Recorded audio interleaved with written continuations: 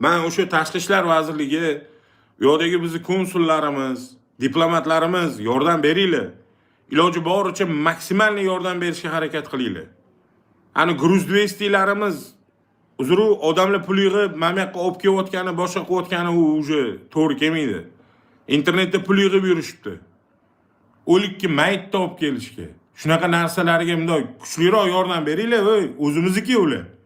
Agar shu yerda o'zimizda O'zbekistonda yetarli darajada ish o'rin bo'lganda, yetarli o'sha ishlardagi oyligi bo'lganda, oilasini boqadigan darajada yetkiza olganda o'sha ishi bular ketmasdi. Shu uchun agar iloji boricha meni gaplarimni eshitasizlar, bilaman, u bizni konsullardan tortib boshqagacha meni hammanglar ko'rasizlar. Va qattiqroq turib berishinglarni, qattiqroq harakat qilib berishinglarni so'rab qolamiz. Bular ham yaxshi kunidan bormayotganini siz va biz hammamiz bilamiz.